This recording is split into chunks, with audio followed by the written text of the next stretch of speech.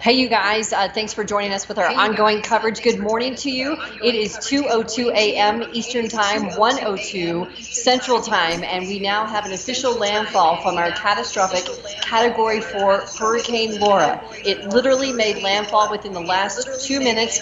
The National Hurricane Center officially making the call during their 1 a.m. Central Time update. So the official call was the city we were talking about, Cameron, Louisiana. Catastrophic storm surge, extreme winds, and flash flooding occurring in portions of Louisiana. So the actual center itself is about 30 miles southwest of Lake Charles. That's very near Sulphur, where our storm chaser Aaron Jack. Yes. Hang on one second. There we go. Is that better? All right, let me turn this. I still hear that echo too. I don't know if it's on my end, but I muted my Slack call. And maximum sustained winds at 150 miles an hour. So the movement is towards the north now at 15. The Hurricane Center called that beautifully, said that we were going to get a northward movement.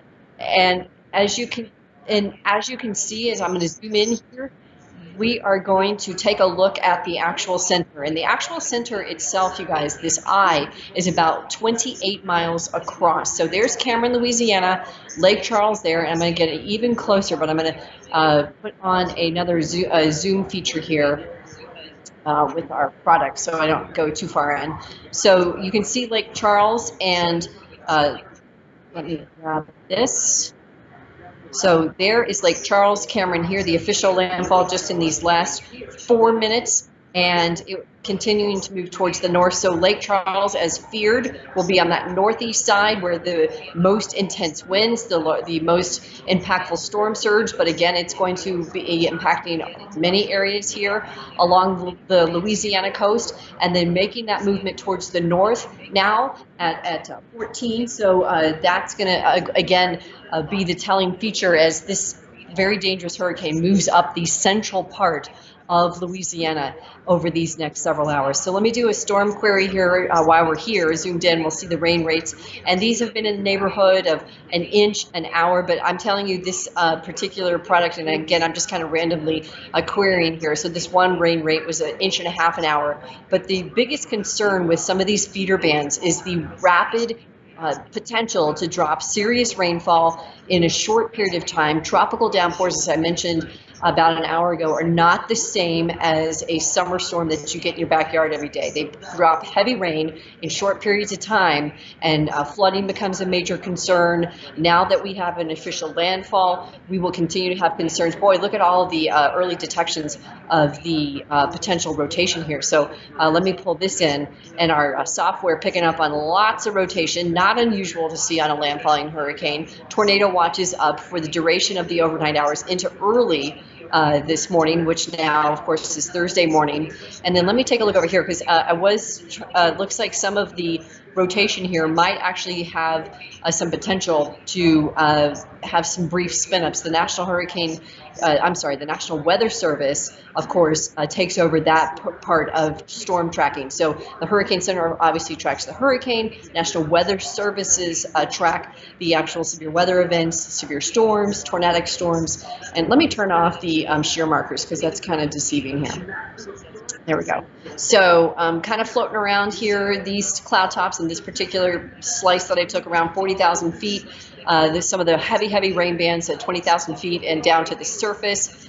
And if I switch this over real quickly to storm velocity, yep, we're getting some, we're getting some indications here. You can see the reds inside the greens, and we're not getting any strong indications of any Doppler radar indicated. There's no tornado warnings here, but our software picking up on this, and if that trend continues, we could see the National Weather Service issue a hang on one second, I've got to need something else over here. We could see the National Weather Service perhaps issue a tornado warning, but that's currently not the case in this area. But it's interesting to see. I always think it's fascinating to see landfalling tropical cyclones, because they are create so many different weather events: storm, wind, rain, and in some cases tornadoes. So you get almost the full gamut here. I've got to get back caught up to my show because I went too far out. I wanted to show you this infrared real quick, and then I'm going to bring Stephanie Lauber in. This really, I recorded this because this is such a scary sight when you see something like this, such a well-organized, concentric, the donut shape of this hurricane right up until landfall. Now that you see, notice how that last frame, you kind of see the round donut there, the center kind of collapse on the south side. That, just indicates that the well-defined eye is now going to be directly impacted by the land, obviously, and we're going to see some rapid decrease in winds, but still we're talking about a Cat 4. So it's not going to go from a Cat 4 to a Cat 1 in a matter of hours. It is going to be 24 hours or maybe 30 hours before we see the hurricane force winds actually deflate enough to get out of that really dangerous category. Or not, Cat 1s can produce significant power outages, can create damage if you don't have a home that you've prepped for Cat 1 winds. A lot of folks that are in northern Louisiana, I suspect, probably didn't prep for this hurricane. I don't know, but that's a lot of times in Florida where we are, where that happens a lot. A lot of Floridians, if they see a storm come in at one angle of the state, they don't think they need to prepare, but they can be in the direct path. So certainly I hope a lot of folks in Louisiana and Arkansas have heeded the direction from the Hurricane Center and their local officials that we're going to see this wind field stay together for several hours. Let me show you the wind gusts currently, and then I'm going to hand it over to Stephanie here real quick.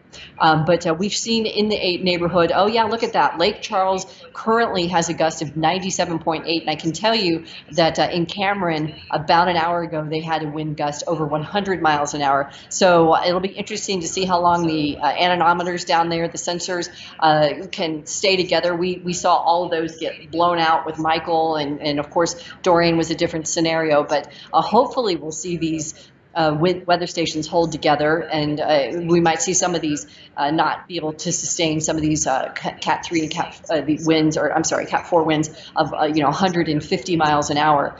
But it is just going to get worse from here, and I mean quick, in this area of the country. So we will continue to monitor that as we head through the overnight step. What are you seeing on the My Radar app?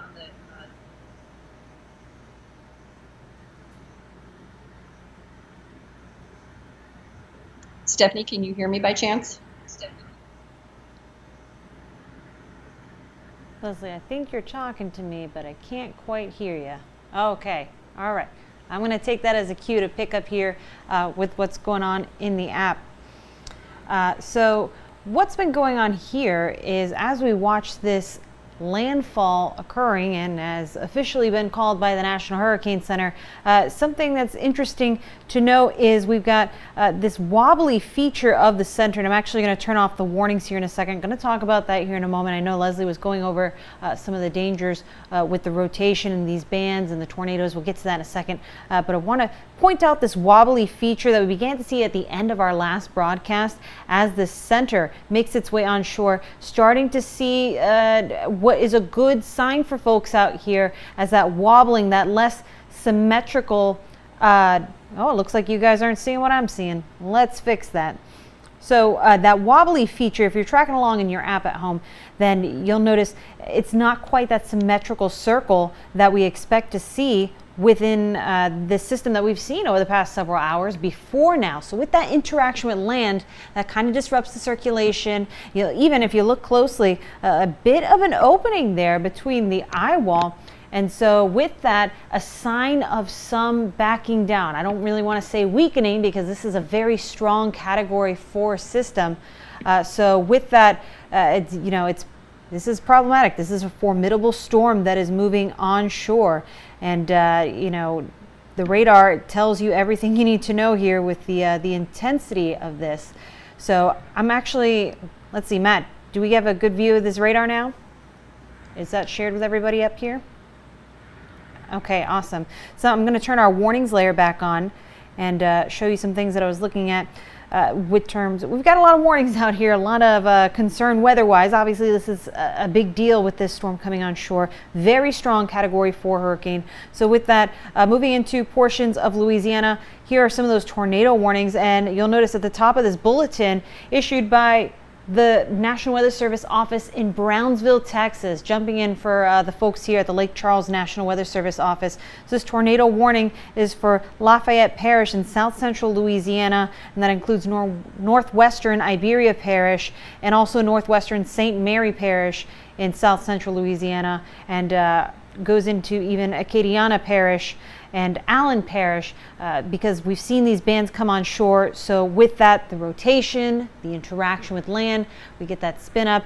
And as Leslie's been mentioning here throughout the coverage on the graphics that we've got up there, we're going to continue to see this kind of risk continue through the next several hours into the evening hours as these bands come ashore. And the good news here is, from what I'm looking at on radar with the eye, I don't want to give too much hope here because, again, very strong storm, but we're going to take any silver lining we get with this scenario. As the eye is moving on shore, you can notice that bright yellow and even some of the reds popping up in the band on the northern or top side of the eye wall. We're not really seeing that on that southern edge of the eye wall. Usually when these systems come ashore, the eye wall is the worst heavy hitting system of thunderstorms. Then we get a nice calm break in the eye, which can be dangerous because especially before we had the level of meteorology that we have in modern times, people would think that was the end of the threat, that was the end of the storm, and then the second half, the other half of the semicircle would come on shore, the eye wall, and be very, very dangerous for folks. It's a great sign to see that we're not getting those intense echo returns on the radar here. So perhaps the second half of the eye wall not being as fierce as that first half coming on shore. Trying to find the silver linings here for folks. But as I pan around the radar here, you can see intense banding to that northeastern side, the dirty quadrant, front right quadrant of the storm, going over parts of southern Louisiana. Morgan City about to get some more intense rain here in a moment.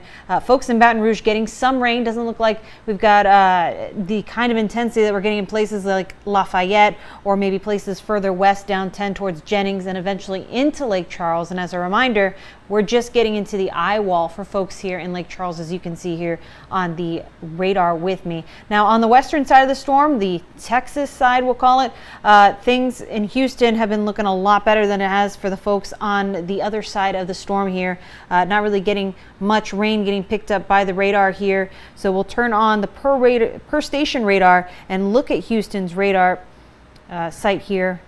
Just a sec while that loads. And wow, you can even pick it up from Houston's radar, the intensity of that eye wall moving in closer to Lake Charles. Let's check the Lake Charles radar and see if we're still getting data from that. We are, and that's incredible. Yeah, some intense storms moving in right now at the National Weather Service office in Lake Charles. And actually you can see sulfur on the map there, very close to Lake Charles, and that's where our storm chaser Aaron Jack is hanging out, tackling this storm. And so it'll be interesting to see what kind of reports we get back from him as this eye wall moves in now to the area approaching the I-10 corridor, and this storm now making an official landfall. Here's where we start the second half of our race, and really the race continues on here as we watch Laura make its way inland, and over the next couple of days we'll be here tracking that for you. But Leslie, what's some of the latest data that we're seeing coming in off our graphics there with WSI? Yeah, I know you can see it too, Steph. It's pretty incredible in that short period of time that you were going over the radar. And again, great job with the analysis of the eye wall. I was going to mention that too, but you showed it so great there on the radar that you noticed in that last frame the raggedness. And actually, Matt, if you can pull up Steph's radar, she talked about it, but it really is quite noticeable in that last frame. If you can pull up the My Radar app full for a second, and then we'll go back to this product. Notice on that. Yeah, that last frame, so you can see that just as Steph was saying, on the southern side of the eye wall there, it's not as circular, and and actually you can kind of see a pulsation in the last 2 or 3 frames of that, where you kind of see the eye wall expanding, which again, we might be reading tea leaves here, but it could be an early indication of some denigration of that eye. It's not going to be immediate. We're not going to, as we've all been saying, we're not going to go from a 4 to a 1 in a matter of hours, but is encouraging in these very early indications that as Stephanie rotates that, ticks it, frame by frame, that we might be seeing, some degeneration of the eye as it pulls on shore. And it's amazing too what Steph talked about, that we're still getting data out of Lake Charles, because that office completely abandoned ship, got out of their service. Brownsville, Texas is actually the official station that's reporting the data is reporting for the folks in that area, because they abandoned. There's mandatory evacuations, and the folks at the National Weather Service in Lake Charles left smartly enough, because as Stephanie mentioned, they are getting winds and I'm sure their readings, their anemometers and all their weather stations there are probably broke already, and we're not going to be getting real-time data. I haven't actually looked, but there might be in the weather chat, there might be some readings from them still. But, in excess of 110 miles an hour. And Matt, if you want to go back over to WSI, because while Stephanie was talking, the wind gust updated literally right when we went from her radar picture to what we see now. So the Lake Charles wind, this is a live wind gust of 108. So and again, it is still south of the eye wall is still south of Lake Charles. So they will easily get in that 140, 150 range. This is a gust, so that adds on, again, in that range, 10% or more from the sustained wind. But you're still going to be talking about easily winds from Cameron up into Lake Charles, north of Lake Charles, in that vicinity of 150 miles an hour. That is big time damage. And I know we didn't go over this, but if you can pull up that downtown Lake Charles video that Aaron J. Jack shot, I think you have it. It looks like perfect. Thank you so much.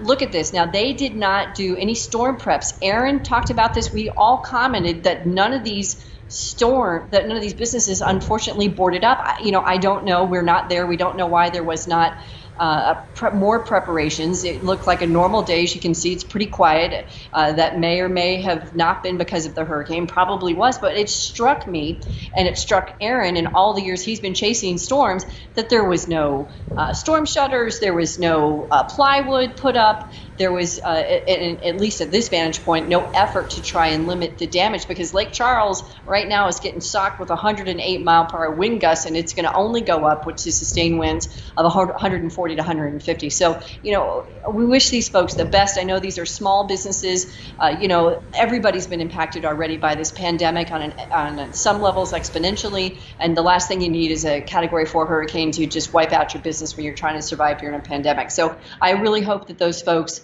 that there's more to that story that we see in that video, but it's really so sad to see so many people that are probably going to be severely impacted by this hurricane. So there's a look at the winds, and just look to the left, to the right there. The winds go down exponentially to around 40 miles in Lafayette on the right, which is to the east, and then on the left towards the west, Beaumont over in Texas, for about 45 mile per hour gusts. So again, the one silver, look at that now. Geez, I didn't miss that. 127, Stephanie, 127.7 in Lake Charles, and again, in a gust. So we are going to easily get to 150. The gusts could be in the range of 160, 165.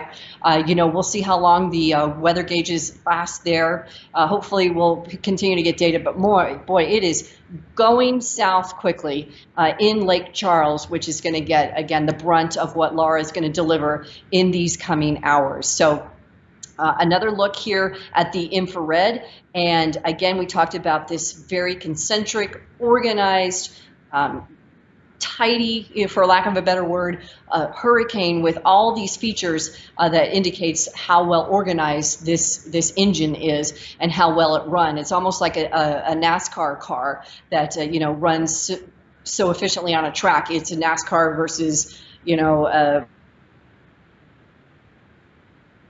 I don't want to name it for naming a car that's not fast, but you put it near an elite system, an elite fast car like a NASCAR, and compare it to an everyday street car, and there's no comparison. So this is such a well-run, well-defined machine, and we can only hope that as it continues to interact with land, that it's going to deflate quickly. So it is going to move quickly. We know that. It's going to move off the Atlantic seaboard by Saturday. Still going to try and maintain some type of extratropical low or some type of tropical characteristic. Won't be impacting land, but it's interesting to see that the Hurricane Center does think it's going to hold enough together as we head into the weekend that we still be talking about Laura in the coming days. Here's a look at the potential wind gusts. We wanted to show this product because, again, we've been talking about Lake Charles, but it's not just them. The entire state of Louisiana is going to get winds in the Cat 2 range. Some folks in the Cat 3. The further down towards the south, towards the center, you're going to be in the Cat 4 range, obviously. Lake Charles, again, will be in that direct zone of those Cat 4 winds. But even Arkansas, we've been talking about, and maybe extreme eastern Oklahoma and extreme eastern Texas are going to be in that peripheral zone of some of those Cat 2 and Cat 3 winds as we head into these next few hours. Not Cat 3, but Cat 2 and Cat 1 for sure. So here's a look at as we get into the early mornings of Friday, again holding together nicely. This particular product calls for winds around 50 to 60 miles an hour in Little Rock, down towards Louisiana. Again, the winds will get better because you'll start to see lesser impacts. And then as it moves towards the Tennessee and Mississippi River valleys after that, we'll continue to see the impacts lessen. But we're still going to be talking about, some tropical storm winds. And that can, if you're not prepared, if you have, we always see trampolines in lofted in trees, and we always see lawn furniture scattered about. So, if you're in that zone of the path, you really do need to make some indirect preparations, because there will be that potential for some, tropical storm force winds in that region. Rainfall, again, thankfully, we think is going to be a narrow swath. We talked about Harvey. We've talked about so many storms. This, in terms of rain, is not a Harvey. That Harvey stalled out and created 60 inches of rain, in the Houston, near the Houston area. So, this is not going to be that event. But we're still talking about 5 to 7 inches of rainfall, and some areas higher than that. And this particular product shows the 5 to 7 range in central and southern Louisiana, eastern Texas, and then up into northern Louisiana, southern Arkansas. We could get in the range of 3 to 5 inches. Just a quick look here. I'm going to toss it back to Steph. We can look at the last 24 hours. You can just see that impressive imagery coming through the Gulf of Mexico. See the eye feature there earlier in the day today, the exhaust from the engine, the feathering effects there on the outer rotation, just all indications of a very powerful hurricane. Steph, have there been any tornado warnings that you've seen, or any interesting things popping up on the radar?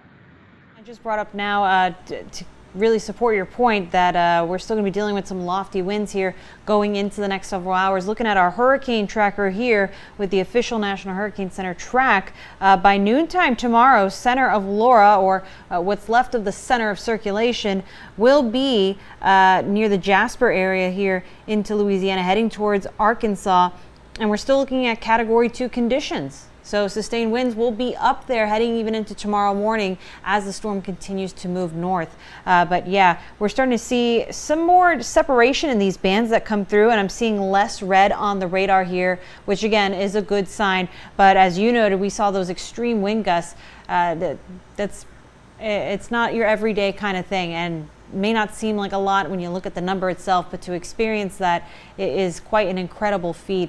So that's something that we'll be looking at here well into the next several hours and into the morning hours. I'm going to take the hurricane tracker off here, and we'll take a look. I was checking out the velocities here just a moment ago, and from the Lake Charles radar, didn't see anything that was in particularly catching my eye. But like I said, sometimes these little spin-ups only last about a radar scan, and let's see if we can find anything, if we had some updates from this latest one. I've got our reflectivity on here, and wow, when you pull up that Lake Charles radar, oh, let's see, we may have lost the radar here.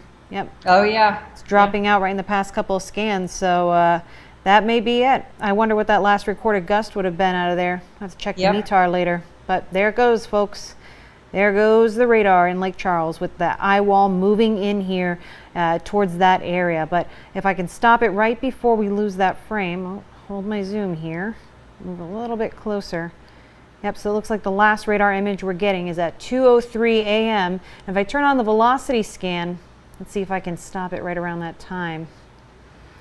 Yeah, so near the station itself, of course, we're getting winds in this area likely to be generally from the east towards the west. We wouldn't necessarily see any kind of obvious rotation. A lot of this, if it were coming up, like I said, in one or two scans, you'd have to be looking real hard to catch it kind of situations. But if we move around, likely to pick up the Baton Rouge, the New Orleans radar down here. Let's see if we can, or you know what, let's catch this radar to the north over here. I'm not sure which station this is. Let's see if we can pull this up. Yeah, we're getting some pretty intense winds over here, guys. You can see from those brighter shades of red and green, those intense wind gusts that are coming in as the storm approaches on land. Something that I noticed when we were looking at the bigger picture and that satellite overlaid with radar that you just showed, Leslie, we've got a little less organized storm structure with this feature coming up here, and I wanted to point out that band that seems to have strayed away from the storm here. I'll zoom out so we can see a better picture of that, going back to our high def radar, and you can see this band's kind of broken on its own. It's that one long major band here that kind of comes off the coast in the middle of the boot here.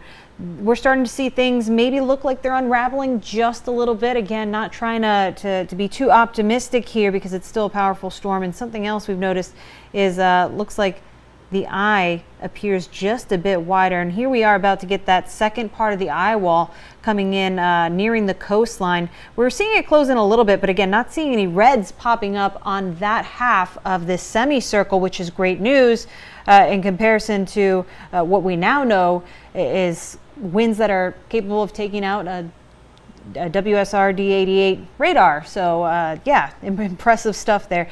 But we're beginning to see the land interaction quickly have an impact on the circulation and ultimately the strength of this storm. I'd be curious, Leslie, to see what we find if we look on water vapor imagery to see if we can tell any signs of things beginning to fall apart a little bit in the upper levels of the atmosphere. See if maybe our buddy, that trough, is doing anything to help us out here. Maybe some upper level shear, maybe working in cahoots with the landmass to try to tear this thing apart, because we've had this perfectly symmetrical shape earlier on, and now we're beginning to see, right as it's made landfall, quickly a change in the outlook on this. So folks, this is the point where now that we have this circulation coming on shore, things will begin to start looking up here as the storm pretty much peaks out with its intensity.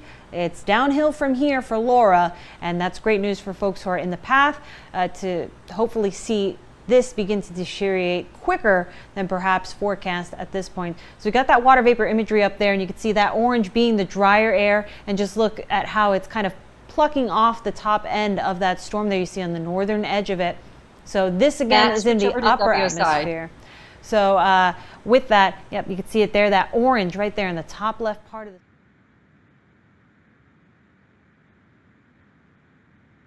above those cities. We're getting that dry air, that troughing. So those are going to be stronger winds in the atmosphere that are starting to kind of push apart there. So that's a good sign that, you know, maybe Laura will begin to deteriorate a little bit more quickly, and that would be definitely a plus, something we'd be looking for. So now that we've had a look at the water vapor here, I do want to toss it back to the app just one more time, Matt. Definitely being a trooper out there, pressing all the magic buttons that make these forecasts so much easier to understand.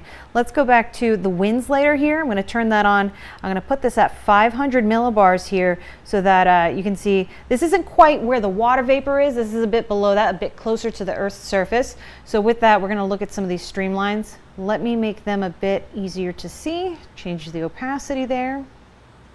That might be a little better to see.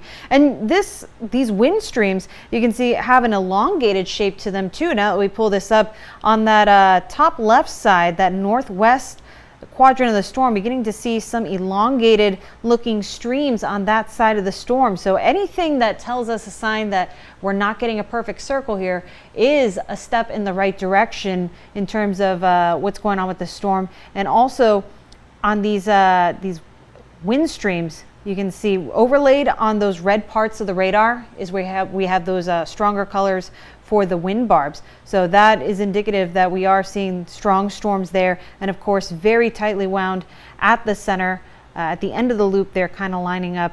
But notice tiny little wind barbs right at the center of circulation. So nice and calm in the eye. That'll give folks who may still be here, perhaps first responders and our storm chaser Aaron Jajak in there, give a little bit of a breather before we get right back into it with the second half of the storm. And thankfully, like we said, it looks like we're coming up short on that second half of the storm as that nears the coast and begins to make landfall. So that would be all great news that we would like to see from this. But yeah, Leslie, you've seen a lot of these storms, and you've got experience with every storm being different in shape, size, and its potential and its power. So talk to us a little bit about how this storm is shaping up from what you've seen. I know you've talked a bit about the damage and the recovery that we deal with these powerful storms, but in comparison to the data we've been looking at tonight, how do you think this holds up to some of the other storms that you've covered?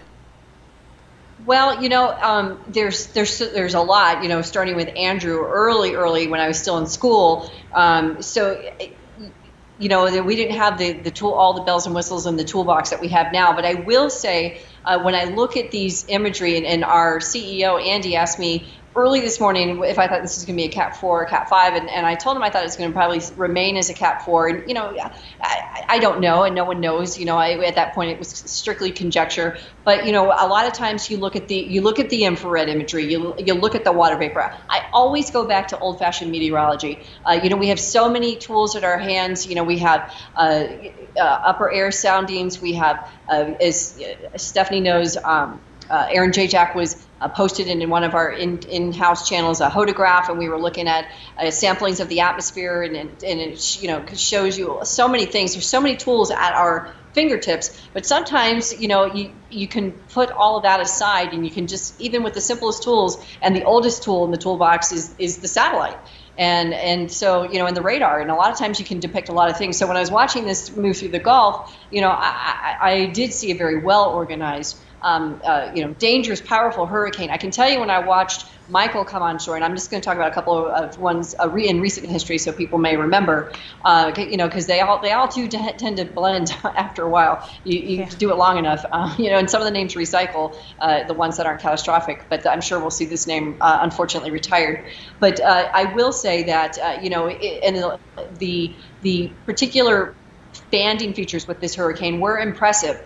However, when I watched Michael come onshore across the Florida Panhandle, I was sick. I was sick to. You're sick to see all of this. You don't want to see people get hurt, but I could just tell, because it continued to get stronger and stronger, and got into that Cat 5 level, and it wasn't officially a Cat 5. Eventually it did, but it just you just know those really, really rare, intense hurricanes. They're just fortunately for all of us, they don't occur readily. Unfortunately, over the last couple of years, though, we've had Dorian, we've had Michael, we've had Maria, we've had Irma. There's been a multitude of storms in the last 5 to 6 years that have been Cat 4s and Cat 5s. So when I watched this one, and really we're not going to know till tomorrow, but we're talking, and Stephanie's been doing a great job, kind of analyzing the eye wall and the winds and showing, some early indications of what we hope is some deterioration, but what we're not showing, and what's not going to be shown in the radar imagery or the satellite imagery, is the storm surge. So I don't want to minimize that threat, because I do think that is still a major problem, and wind damage is different than water damage. Right. So when the crews are out tomorrow and in the coming days, because it's going to take days to obviously survey this damage, we're going to see that narrow swath of water damage from the storm surge that we can't show you right now on infrared imagery, and we can show you products from the ocean, but there's no sensor that we can show you right now that says the storm surge is currently, there's modeling data, but there's no data that we can currently say, okay, the storm surge is currently this. So there's forecast products for that. So I don't want to minimize that risk, because I do think the storm surge in a narrow swath here is going to be very, very bad.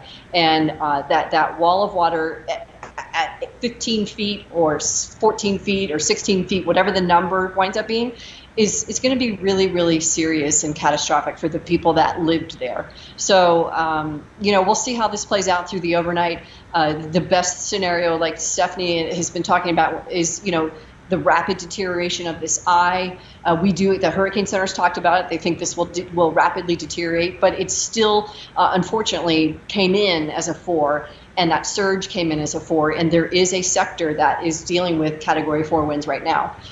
So that's the concern that I have tonight. So I don't know what Matt has up. I can't see, but let me look. Oh, so we're in a box shot. So Matt, show that WSI real quick, because as Stephanie mentioned, the Lake Charles radar site is down, but this was the last wind gust that we got from them, which was 127.7. And I can't remember, but I believe Irma, that must be the threshold. It was in the 120s. I remember in the high 120s, and I believe the Michael sensors were in that range too. So in the high 120s, I think is about the top end for these wind gauges before they just can't handle it. So, unfortunately, we won't have any more data from them tonight in terms of how high the winds got. But of course, will be ways to determine how high those winds got with Lake Charles, and then of course north of that. I mean, we've got the entire state of Louisiana that's got to deal with this hurricane tonight and into tomorrow. And a look at the infrared imagery again here. Actually, Matt, let me show. Oh, there's the path. I had the wrong thing loaded. Matt, let me go over to that 3D video that we took from the Visible from the Go 16, because this really does. Now, remember, this is an exaggerated. It's called an exaggerated product, but it does show those black tops, which are 60,000 feet in the atmosphere. And see those texturing? It looks like if you painted that with paint, that someone just took a paintbrush and did all those dots. Those are textures in really, really high cumulonimbus clouds. And you can see the stadium effect in that one image. It rotates around, but you can kind of see those spikes, those towers that you'll get in these really powerful Category 4, Category 5s. And I recorded this, I think, around 4 o'clock, 3 o'clock this afternoon Eastern time, and that was, I think, probably the max level of intensity. It maintained its intensity at 150, but this was really a good time to capture this particular snapshot of visible imagery, because it's the scans were taken every minute, so the resolution is very high. That's all thanks to Go 16 technology. We used to get scans, and we still do get them every 30 minutes, but now we can get some scans as quickly as once a minute. So the resolution extremely detailed, shows those texturing in the clouds, and really can kind of pinpoint the structure of that hurricane, which was extremely well organized when it moved through the central Gulf earlier today. Okay, so I think I don't have anything else more on my end, Stephanie. I'm going to toss it back over to you one more time, and then we'll just kind of end everything because, as we've been mentioning now, it's going to be in the coming hours here how the winds impact through Louisiana, through Arkansas, and just curious to see if you've picked up anything while I've been babbling here for a couple of minutes with the app that you want to share with everybody. Well, something else that has been notable, we're still getting these bandings coming through, but the rain is starting to creep further north. Folks in Shreveport, Ruston, you'll start to get some of this rain coming in here soon, Monroe, and again, that radar going out in Lake Charles is something that we were kind of fearful of here going into this evening. It's, again, like you mentioned, Leslie, that's about the threshold. I think studying back with Andrew, little fun fact, National Hurricane Center used to be a bit closer to the coast there. It used to be there on the campus of the University of Miami. And when Andrew came through, did quite a number on the National Hurricane Center building that was there at the time and ripped their instruments off the roof. And so since 1992, they relocated to Florida International University's campus a bit inland. But I think it was right around 120 miles per hour, the last reading that they got before things went down there. So I think you're right. I think that's about the limit that these massive towers with instruments on them can take. But something on the radar that has been interesting just to continue to watch has been this banding. And I really like to see the detail that we can get in once we get zeroed in on a station. So once again, going with the per station, going to look at Houston one more time. We've seen things kind of from a distance here that have been useful. I'm going to switch over from velocity to reflectivity and get a better look on this. And even from the Houston radar, though we don't have data coming in from Lake Charles, looks like the center is beginning to move in and creep up towards I-10 here. And we're starting to see those strong thunderstorms remain within the eye wall. And to the point you were making, Leslie, about the storm surge, that's going to be rough once we head into daylight tomorrow morning and things begin to quiet down a bit for the immediate coastline. That storm surge is doing a number on the roads out there. We saw that when Aaron was covering, I believe it was Barrie last summer. And, the coastline out here, once again, very vulnerable to those kinds of conditions in the storm surge. It's very powerful to see how that water comes in and really does a number on the landmass. Let's go ahead and pull up this radar over here, see if we're catching any notable things. I'm seeing a lot of red on the radar here. I'm going to pull up the velocity and see if we can find any couplets or anything of that sort. Yeah, it looks like we're just getting an immense amount of wind in here. We may have some rotation coming in down here. I'm going to go ahead and see if we got any warnings coming up here in our app. And of course, if you guys are in this area or along the path in the next couple of days and you're concerned, you've got our app here. You can check for these watches and warnings. If you've got your location services on, you can get prompted with all these weather alerts as they approach your area where you are. So I'm going to go ahead and start tapping around and see what kind of warnings we've got set up for this area. I think we saw maybe some rotation down by this way by Opelousas. Let's see. Not seeing any tornado warnings popping up here. Let's see in this area. No, I think we're faring pretty well so far around here, but this is just one particular area north of the storm. And something else, the storm motion itself at this point heading just about due north. You see behind me storm motion at 350 degrees and due north being 360 or 0. It's making its trek northward as it heads inland. We've gotten our landfall here. Now time for the second half of the race. Heading into this evening and the next couple of days, somewhat of some help that this storm is moving so quickly. Again, 15 miles per hour is pretty speedy for a storm of this magnitude, and that's actually going to help out versus a storm such as Harvey, where we had nowhere for this thing to go and it just kind of sat over Houston and rained itself out. The amount of water that's in this storm, in this atmosphere, I think that's something that you harped on at the end of our last broadcast, Leslie. Just the sheer amount of water in the atmosphere inside these systems is immense. It's incredible. And the force at which you got to think gallons upon gallons of water suspended in the atmosphere.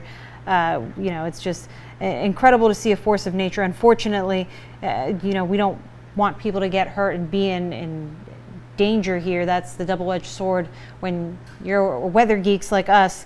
It's beautiful to see how nature makes these powerful forces, but unfortunately when it does impact human life and property, it does get tough to watch here.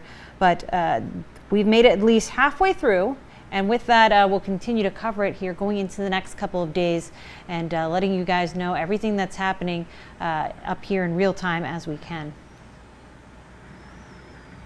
Okay, Steph, thanks so much. I did try to reach out to Aaron, by the way, just before we came up, and I have not heard from him. I suspect that he is without service. Obviously, I know he's got his GPS, but he's probably out, trying to get video. So I want to encourage folks that, if you're going to continue to watch, this is going to do it for Stephanie and I for tonight or this morning. I want to let you know that meteorologist Mike Linden will be back into the studios probably around 5 a.m., he said, so look for his live reports around 6.